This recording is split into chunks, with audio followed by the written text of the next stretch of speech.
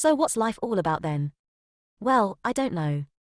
But after over 50 years of living, I do have some observations about the human condition, and the implications as to how society might organize itself. I thought it would be useful to record these, firstly because the process of setting them down helps me to assess and refine them, and secondly because you might find them interesting. In setting down these observations, I have tried to take a reasoned approach. That does not mean that everything that follows is mathematically proved, using rigorous formal logic. It does mean that, when I make statements, I set out my reasons for making them.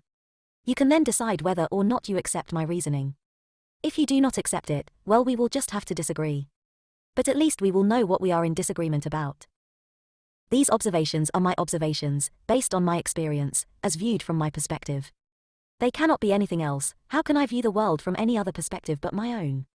Ultimately, I have to live my life from my own, first-person, perspective. And to emphasize this, in making the following observations, I have used the first person.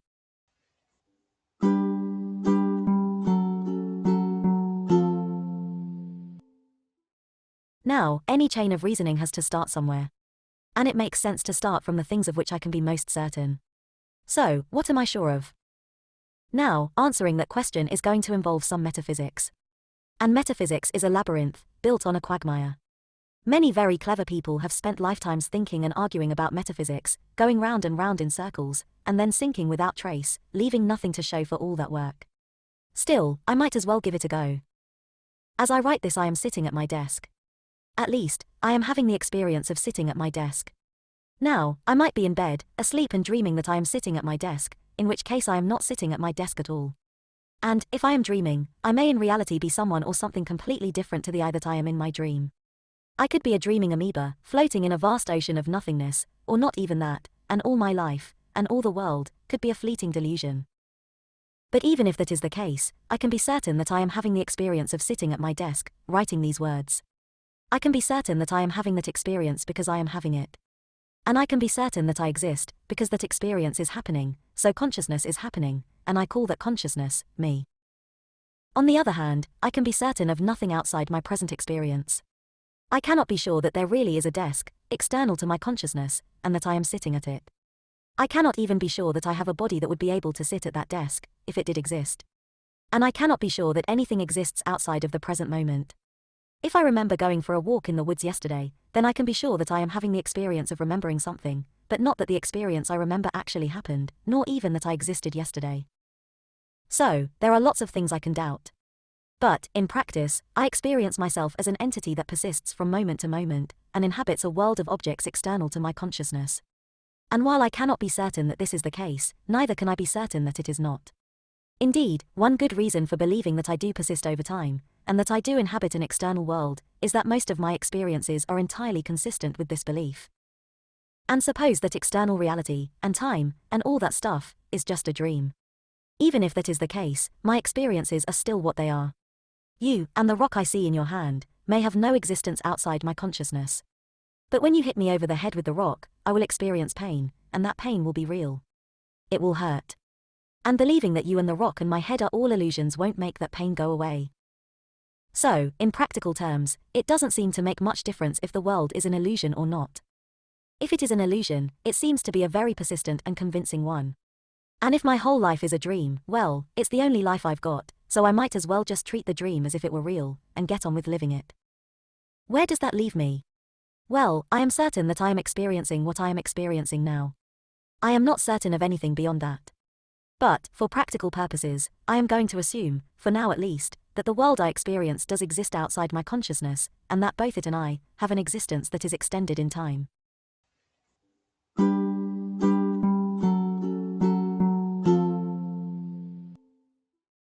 So, looking at the world around me, what do I see? I see things, physical objects. And it seems that my consciousness is attached to one of those physical objects, my body.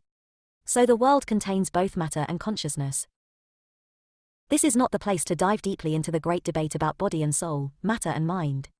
But, I will observe that, assuming the world exists, I am absolutely certain that it contains consciousness, because I am in the world, and I am conscious.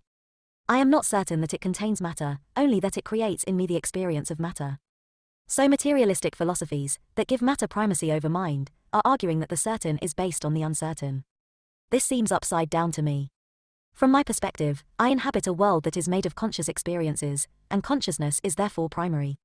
You may argue that, from an objective third-person perspective, this would not be the case. But that is not, and cannot be, my perspective. I can only ever experience the world, and live my life, in the first person. I said I am sure that the universe contains consciousness, because it contains my consciousness. The question therefore arises as to whether my consciousness is unique, or whether the world includes other consciousnesses. Well, given that I am a thing in the universe, and I am conscious, there seems no reason why all the other things in the universe are not also conscious. To me, that seems a natural assumption. And I find that I can communicate in detail with some of the other things in the universe, to be precise, with other human beings who speak English, and the things I can communicate in detail with tell me that they are, indeed, conscious. So, wherever I can communicate in detail, I find consciousness. Why should there not also be consciousness where I cannot communicate? After all, I cannot communicate with a Frenchman, or a slug, but there seems no reason to assume that they are not conscious. Does a sunflower feel pleasure as it turns its face to the sunlight? I don't see why not. I may find it hard to imagine the inner life of a rock, but a rock may have an inner life nonetheless. But, although consciousness may be everywhere in the universe, only my own consciousness is directly accessible to me, and I can therefore only learn about and engage with the universe and the other consciousnesses in it, through my own conscious perceptions, thoughts, and experiences. This means that my experience of the universe is necessarily subjective, and other consciousnesses may all experience the universe in radically different ways, even to the extent that for all practical purposes each consciousness inhabits a completely separate world.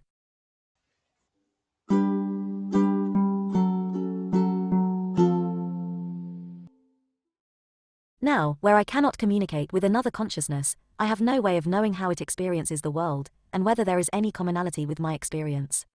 So, if a rock is conscious, it may be that it experiences the world in ways that are completely inaccessible to me. Indeed, that may be exactly why I can't communicate with a rock. In the absence of any common perceptions, experiences, and ideas, what could we possibly communicate about? On the other hand, if I can communicate with another consciousness, then there must be some overlap in our perceptions, experiences, and ideas. And as I can communicate with other people, I must have some perceptions, experiences, or ideas in common with them, or at least with those people that speak English. How significant are these overlaps in the way different people experience the world? Well, I observe that when I communicate with another person, we will generally agree about our immediate perceptions. So, on a sunny day, we will typically agree that the sky is blue, and that the sunlight is bright. We will typically agree that the grass we are standing on is green, and the ice creams we are eating are sweet and cold. We will typically agree that halfway down the street there is a tree, and that it has green leaves. However, we do not always agree about these things. I may see the sea as green, whereas you see it as blue. I may feel the breeze is cool, while you feel it as warm. You see the full moon shining through a cloud, and I see an unidentified flying object. If you are under the influence of hallucinogenic drugs, and I am not, you may see things that are not visible to me at all. Now, in practice, when such disagreements arise regarding immediate perceptions, we usually find ways to explain them away, and hence preserve the assumption that we are both perceiving the same external, material world.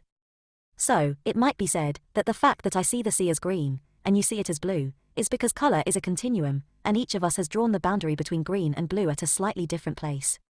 Maybe I feel the breeze as cool, because I have just stepped out of a greenhouse, where it was much warmer than it is outside, while you have been outside for a while, and are therefore acclimatized to the outside temperature. We are told that UFOs don't exist, so I must be misinterpreting what I am seeing. And the strange things you are seeing while under the influence of hallucinogenic drugs are explained away as figments of your chemically disordered imagination.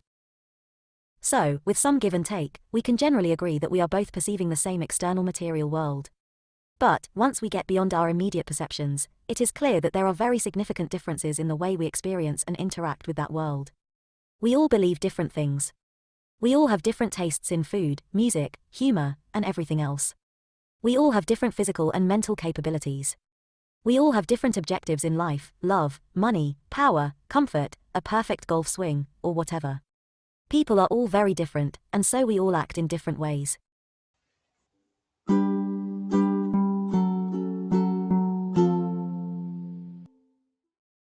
The reason we all act in different ways is because we all make different choices. And making choices is necessary. I have to decide what to do now. And then decide what to do next. And then decide what to do after that. Life is a perpetual round of decisions. Whether I find making all these decisions to be exhilarating, tedious, or stressful, I can't avoid having to make them. After all, if I decide to do nothing, or decide only to do exactly what you tell me to do, those are still decisions that I have made. But is that right? Am I actually making decisions? Maybe in fact I have no free will, all my actions are inevitable, and the choices I think I am making are illusionary. In that case there is no point worrying about any of the decisions I seem to have to make, because, whatever I do, I was always going to do anyway. Well, no. What my not having free will boils down to, is that someone with enough information about me and my circumstances, could, in theory, predict all my actions. And, in practice, from my perspective, as I actually live my life, this makes no difference to me at all. I still have to make decisions.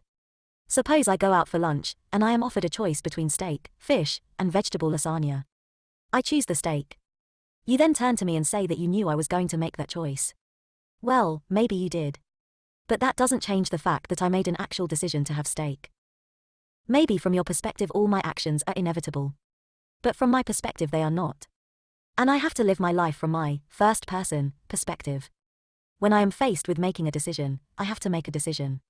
From my perspective, I am making a real choice as to what to eat for lunch, and the decision I make will have an actual impact on me. It will determine what I eat for lunch. And if you can predict what I am going to choose to eat for lunch, well, good for you. All that means is that, at bottom, my actions are not random, there are reasons for the things I do. And if having free will means that my actions are ultimately random, then I'm not sure that free will is such a good thing after all.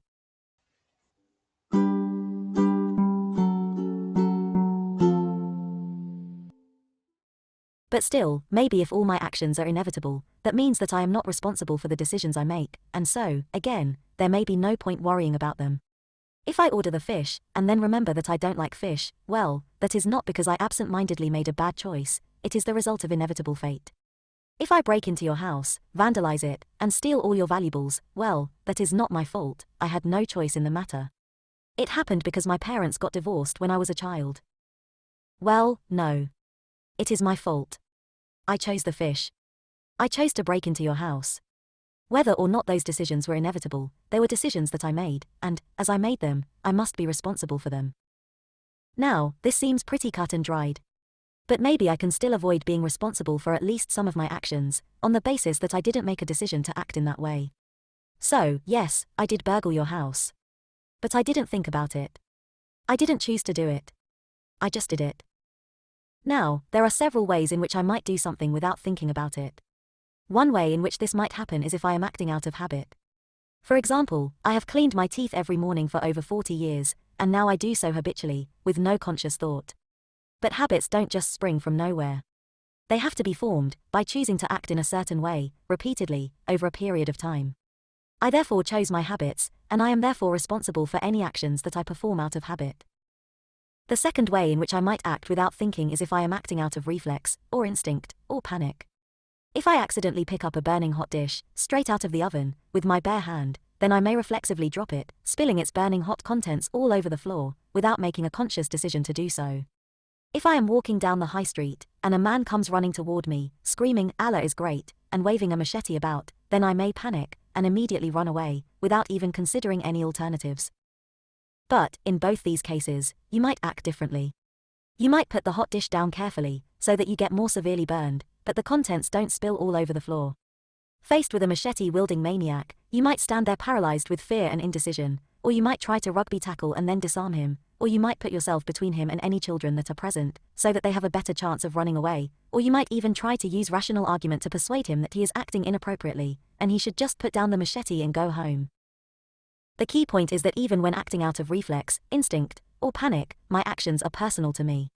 They depend on me. They are what they are, because I am who I am. Whether or not I consciously chose them, they are my actions, and I am therefore responsible for them. So, are there any circumstances where I might deny responsibility for my actions? I suppose if my consciousness was absent, and my body had been possessed by another consciousness, then I would not be responsible for anything that other consciousness does with my body. Is that possible? Maybe sleepwalking, or some forms of insanity, could be described in terms of such possession, although it seems rather old-fashioned to do so. But any such possession must be beyond my control. If I am actively invoking demons, or ingesting mind-altering chemicals, it is hard to see how I am not responsible for any consequences of my doing so. What this all means is that, yes, I have to make choices. And that they are my choices.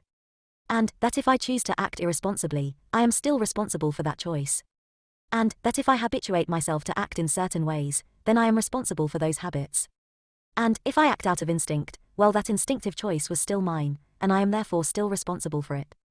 I can only escape responsibility for the things my body has done if I didn't actually do them, because when those things happened my consciousness was involuntarily absent, and my body was being controlled by another consciousness.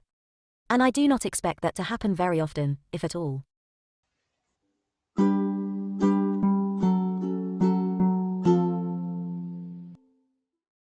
Not only am I responsible for what I do, but my choices and actions are important to me. Not only the major choices which directly affect the course of my life, for example, whether to marry this person, or accept that job offer, but all the choices I make. Even my minor choices create the habits by which I live my day-to-day life. Further, the way I behave has a direct influence on how others perceive me, and so how they interact with me, and that in turn has a major effect on me. My choices make me what I am. Now, I can choose to take care over any particular choice that I make, or I can choose not to. If I don't take care over a particular choice of mine, and it results in an outcome that I find to be undesirable, then, as I am responsible for that choice, not only do I have to deal with the undesirable outcome, but also with my regret at having made an unconsidered choice. If I do take care over a choice, then I will expect there to be less likelihood of an undesirable outcome. Of course, even a choice that I have extensively considered in detail may still lead to an outcome I consider undesirable, maybe because there were some things I didn't know when I made the choice, maybe because of things I overlooked, or maybe just because of bad luck. I may therefore take time and effort over a choice, and still find myself dealing with an undesirable outcome. However, even though with hindsight I may wish I had made another choice, I will know that the choice I made was the one I thought was for the best, having considered alternative options, based on the information available to me at the time. So, while I can review what went wrong, and learn from it, I do not have to blame myself for making a rash or unconsidered choice. Based on this analysis, I want to take time and care over all my choices, because they are all important, and taking care will lead to more outcomes that I like, and eliminate regrets. Well, yes, in theory. But in practice I am continuously faced with a lot of choices to make. I don't have time to consider them all in detail. Are there any shortcuts I can use? Well, most of the things I do out of habit.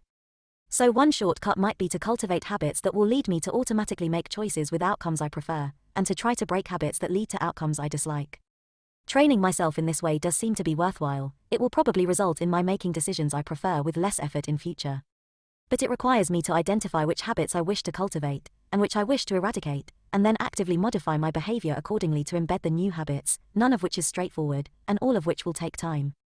So, it is not really a shortcut. Maybe I can just do what everyone else does. In other words, I can choose to follow the customs and practices that I was brought up with, and those of the society that I live in. That is pretty easy to do. And acting in that way is unlikely to offend anybody, and might not do me too much damage. It may be reasonable to assume that a particular behavior will not be generally adopted, if it consistently leads to bad outcomes. Now, there is a lot to be said for this. After all, there is no point in continuously reinventing the wheel. But it does not always work. In some areas there is no consensus to follow. For example, many people would consider that starting an email with "Dear Mrs. So-and-so" is ludicrously formal, and prefer to open their communications with "Hey," while others consider "Dear Mrs. So-and-so" to be polite, and find the use of "Hey" to be downright rude, as if the sender was shouting, "Oi! You!" at them. In such cases I will therefore still have to make decisions for myself. And, beyond this, even when there is a consensus, sometimes it is reasonable to question established custom and practice. After all, if everyone had just accepted the established custom and practice, we would still all be burning witches, spending pleasant afternoons bear-baiting, and imprisoning homosexuals. So, what should I question, and what should I accept, and how do I decide? Maybe I can find someone wise, who already knows about these things, and he or she can tell me. After all, there are plenty of people who claim to have all the answers, and who are very happy to tell me what I should be doing: politicians, priests, philosophers, and scientists, to name just a few. Should I just follow their advice?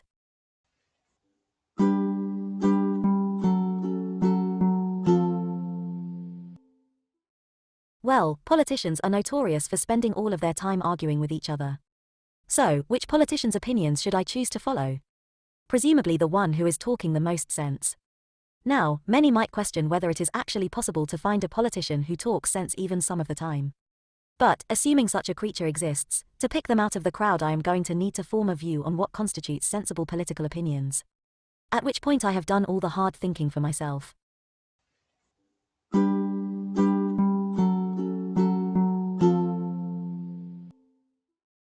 Priests are next on the list. Now, as I am a conscious entity, with the ability to act in certain ways, there seems no fundamental reason why there might not be other conscious entities, with the ability to act in different ways. Some of these entities might be in a position to very significantly help or harm me, and I might call such an entity a god. Now, based on this reasoning, a god, or many gods, may or may not exist, and people may or may not be subject to divine influences, and interact with the divine in many ways. But what I am considering here is whether it is reasonable for me to follow the teachings of any particular religion, as expounded by a priest. Such a priest will typically tell me that the teachings of his or her religion are true, and that this is guaranteed, because these teachings were directly revealed to the founders of that religion, by their gods. The problem is that there are many religions, and their priests all say different things. Some say there is one God, some say that there are many. Some say I can't eat pork, some say I can't eat beef, some say I can't eat beans. As they all say different things, they cannot all be right, and I cannot follow all of them. And, while each of these religions ultimately bases its claims to be true on divine revelation, these things have not been divinely revealed to me. I have to take them on faith. And there seems no compelling reason to have faith in one religion rather than another. I might pick the religion whose beliefs and teachings seem most reasonable. But why should I expect the teachings of a divine consciousness to appear reasonable to me? Such a consciousness will be on a different level to my own, with different powers, and presumably a very different perspective.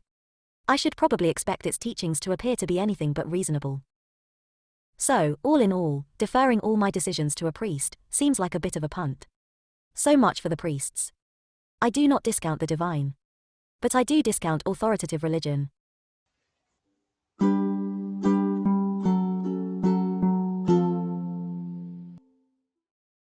Turning to the philosophers, while they generally claim that their positions are based on reasoned logical argument rather than divine inspiration, there are many areas of ongoing debate in philosophy, and it seems that philosophy can be, and has been, used to justify anything someone might want to do.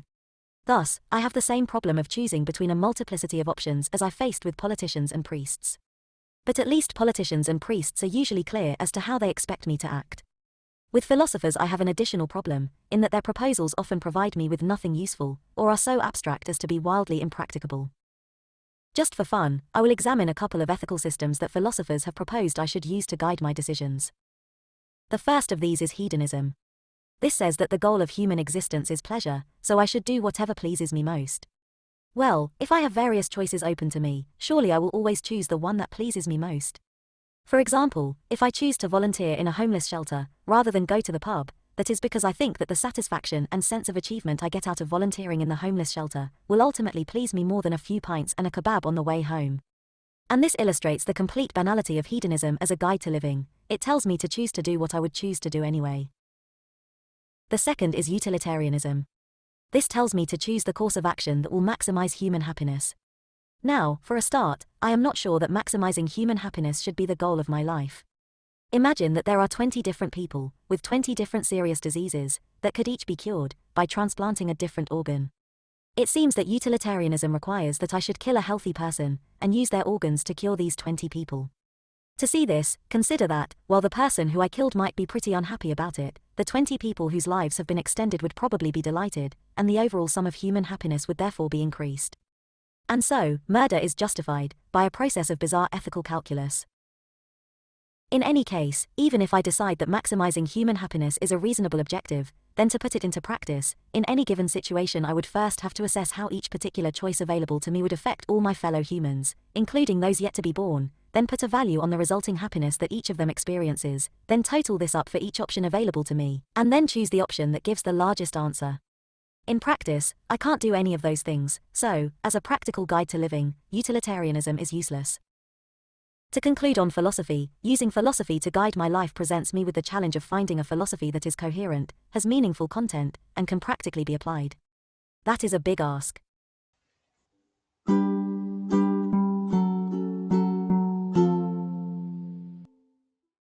That leaves the scientists. Now, there is a greater degree of consensus among scientists than among politicians, priests, or philosophers. That is helpful. Further, scientists require that theories are subject to testing, through experiment, and theories that cannot be so tested, or are found to be inconsistent with observations of how things actually behave, are rejected. The result of this is that science is firmly connected to the world, and so can be practically applied. Applying scientific thought has brought us things like steam engines, refrigerators, and computers. Our lives today are easy compared to those of our ancestors, and we have science to thank for that. But, because scientific theories have to be testable, science can only be used when outcomes can be measured and quantified. Now suppose I am deciding whether I should spend my Sunday afternoon painting the spare room, watching television, or visiting my aged mother. How can I measure these outcomes, and put a relative value on them? Science is not going to help me here.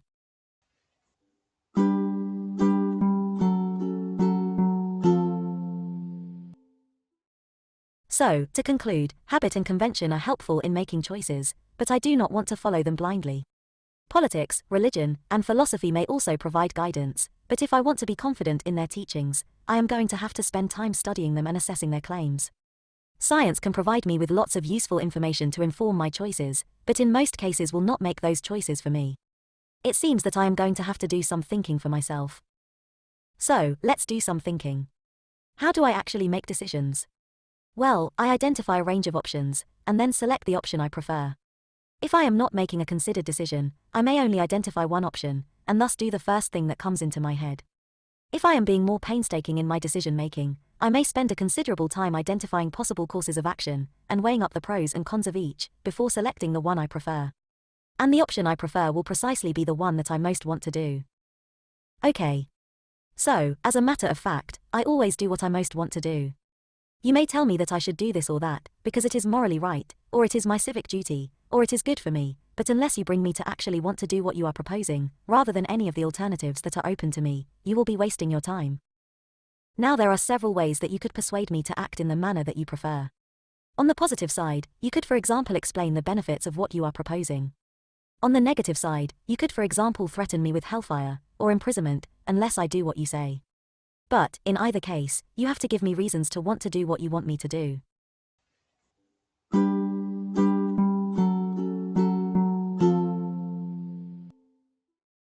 Now, I noted earlier that the world is subjective, and that once we get beyond our immediate perceptions, we all experience it and interact with it in different ways. You choose to act in a certain way because you have certain beliefs, desires, and priorities. Well, I have different beliefs, desires, and priorities. Arguments which you find convincing may or may not have an impact on me. No matter how strongly you may feel that there is a right way of doing things, which everyone should follow, there is no reason to expect that we will all agree with you and act in that way, unless you are in a position to coerce us all into doing so. You may say that it is just my ignorance, my lack of understanding, that causes the difference between us. You may say that at bottom we are all the same, and if we could all just see that, and all do as you say, then the world would be wonderful. Well, maybe. But probably not. Many people have said that they have all the answers, and when those theories are put into practice, history shows that it generally ends in tears. And it seems pretty likely to me that the reason we all want different things and act in different ways is because we are all different. Furthermore, these differences don't only separate you and me. They separate me from my past and future selves. Ultimately, my beliefs and desires and priorities are based on my experiences, and so they can, and do, change over time. When I was a young man, I was confident that I was right about everything. Now I am only confident that I am not. All my beliefs are provisional. At least that is what I currently believe. You might argue that not all of my beliefs are provisional. What about the eternal truths of mathematics? But mathematics works by assuming certain things are true, the axioms of that particular branch of mathematics, and then deducing what follows from those axioms. And yes, given the axioms, the deductions may be regarded as certain. But the axioms are not certain and eternal, they can be whatever you choose them to be. If you take different axioms, then you will deduce something different, quite possibly something that directly contradicts what you deduced previously. But you might say that although some branches of mathematics are indeed based on entirely abstract and arbitrary axioms, other parts of mathematics reflect eternal truths about physical reality. Now, in practice, it is true that mathematicians often choose axioms that reflect their experience of the physical world. So, for instance, number theory is based on axioms abstracted from the experience of counting things, and geometry from looking at shapes. And the axioms do a pretty good job of capturing certain aspects of those experiences. But those experiences are subjective, and therefore so are the axioms, and so therefore are the truths deduced from them.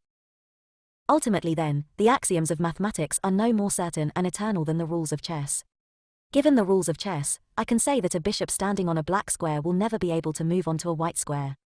Given the axioms of Euclidean geometry, I can say that the internal angles of a triangle sum to 180 degrees. But both statements relate to arbitrary, man-made systems, not to eternal and immutable truths. They are therefore provisional. Based on all this, the search for a universal panacea that provides the meaning of life and a code of right conduct, that will result in universal happiness for all people at all times and in all places, is probably futile. The best I can hope for is to establish some broad principles, which I currently find helpful to guide my own conduct, and which may be subject to revision if circumstances change.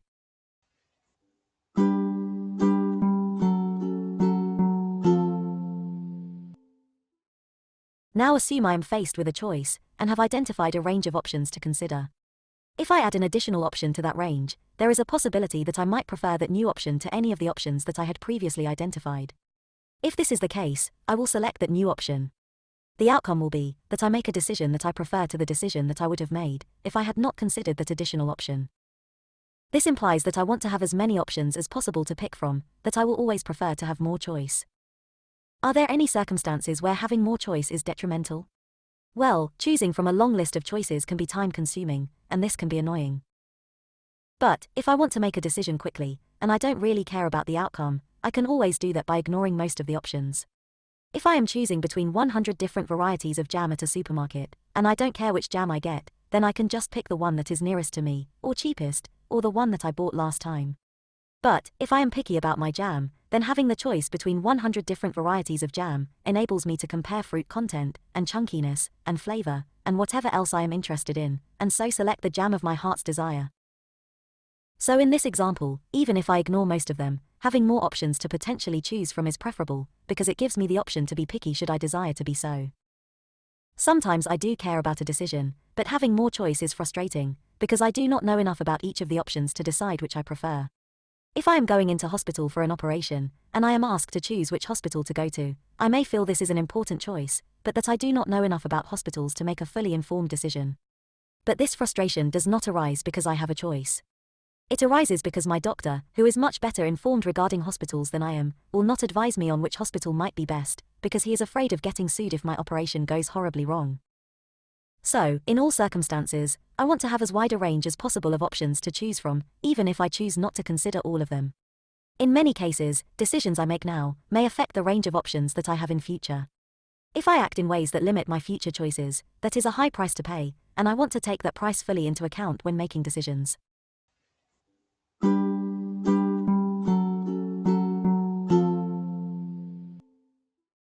Now, if I die, then it seems likely that this will significantly limit my future options. If death is a total and final obliteration of my consciousness, then it eliminates all of my future options, full stop. But maybe death is not the end, and I will be reincarnated, back in this world, as someone, or something, else. I observe that some people do claim to be able to recall past lives, but most of us cannot. I have heard it argued that this is because the exponential growth in human population, with more people currently alive than have previously lived over the entire history of the universe, means that most of us are new souls, in our first incarnation. But could not some of us have been animals, or plants, or rocks, in previous incarnations? And even if not, given the number of people who have previously lived on this planet, I would still expect to meet a significant number of people who have lived a previous life. But, if this is the case, those people do not seem to recall their previous existence. It therefore seems probable that, if I am reincarnated, I will not remember my current life in my new life. And, from my perspective, a past life which I cannot remember is to all intents and purposes someone else's life.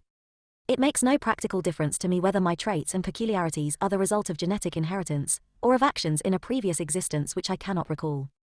So, my death is my death, and closes off my options, and if I am reincarnated it will be as someone else, and their options will be their options, and not mine.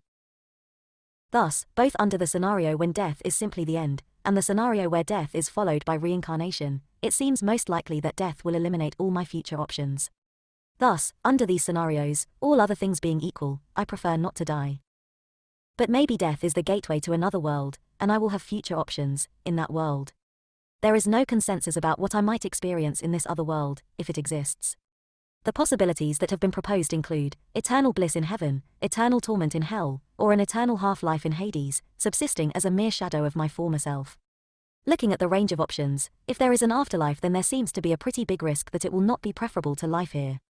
In any case, if I am going to be dead forever, then there is no need to rush into it. Again, all other things being equal, I prefer not to die. Of course, there may be circumstances where all other things are not equal, and I may prefer death to other outcomes. For instance, people have died to save those that they love, or for a cause they believe in, or because, rather unfashionably, they prefer death to dishonor. But such situations are unusual. In most cases, self-preservation is the preferred outcome.